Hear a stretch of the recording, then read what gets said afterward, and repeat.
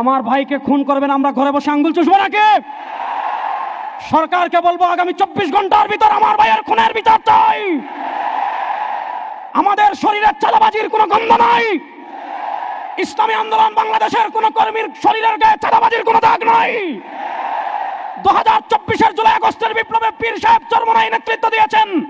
তার কর্মীরা চাঁদাবাজির প্রতিরোধ করবে, তাদেরকে খুন করবেন, বাংলাদেশে আগুন জ্বালিয়ে দেব। আজকে আমরা অত্যন্ত দুঃখ ভারাক্রান্ত হৃদয় এখানে উপস্থিত হয়েছি। আমাদের এক ভাই, আমাদের মুজাহিদ ভাই বলেছেন, আমাদের বুলবুল ভাই চাঁদাবাজির প্রতিবাদ করেছিলেন, অত্যন্ত নৃশংসভাবে তাকে খুন করা হয়েছে। আমরা স্পষ্ট ভাষায় বলি, রক্ত রক্ত চায়, জীবন জীবন চায়, খুন খুন চায়। আমার ভাইকে খুন করবেন, আমরা ঘরে বসে আঙ্গুল চুষবো নাকি? সরকারকে বলবো আগামী 24 ঘন্টার ভিতর আমার ভাইয়ের খুনের বিচার চাই। আমাদের শরীরে চাঁদাবাজির কোনো গন্ধ নাই। ইসলামী আন্দোলন বাংলাদেশের কোন কর্মীর শরীরের গায়ে চাঁদাবাজির কোনো দাগ নাই। 2024-এর জুলাই আগস্টের বিপ্লবে পীর সাহেব চরমনাই নেতৃত্ব দিয়েছেন। তার কর্মীরা চাঁদাবাজির প্রতিরোধ করবে, তাদেরকে খুন করবেন, বাংলাদেশে আগুন জ্বালিয়ে দেব। 2 নম্বর কথা বলবো, 2024-এর জুলাই আগস্টের গণবিপ্লবের আমরা আল্লাহর জন্য রাস্তায় নেমেছিলাম, এজন্য আমাদের নেতারা ক্রেডিটবাজি করেন না। আমরা দেখেছি 2024 সালের 18 আপনার জুলাই আমাদের নেতা পীর সাহেব চরমনাই বলেছিলেন, ওই নরপিশাচ আমার সন্তানদের বুকে কেন গুলি করলে?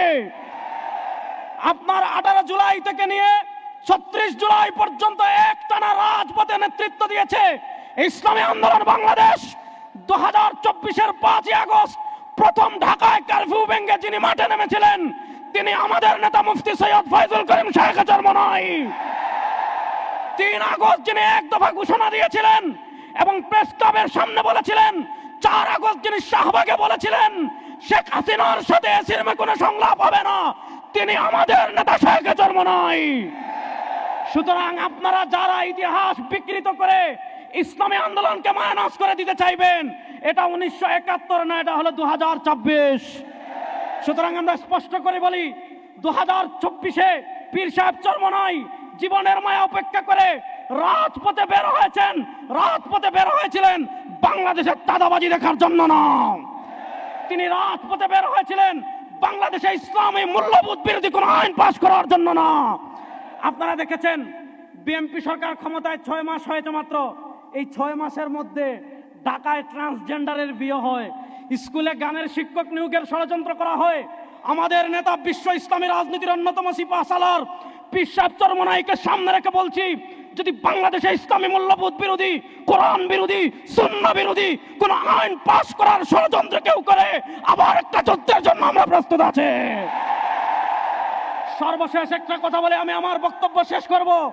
2024-এ বাংলাদেশে যখন ইসলামকে ক্ষমতায় নেওয়ার সময় এসেছিল, আমরা দেখেছি কেউ ভারতের এমবাসির কাছে বিক্রি হয়েছে, আবার ইসলাম নামদারি কেউ আমেরিকার কাছে বিক্রি হয়েছিল। আমাদের নেতা শরিয়ার প্রশ্নে আপোষ ছিলেন, কোন এমবাসির কাছে তিনি বিক্রি হন নাই। রব্বে কাবার কসম করে বলছি, আমাদের নেতা শরিয়ার পক্ষে ছিলেন।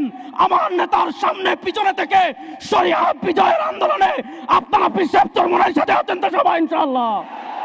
নারায়ে তাকবীর, নারায়ে তাকবীর। দিল্লি না ঢাকা, দিল্লি না ঢাকা, ওয়াশিংটন না ঢাকা, ভারত না শরিয়া, আমেরিকা না শরিয়া, ভারত না শরিয়া, আমেরিকা না শরিয়া। নারায়ে তাকবীর।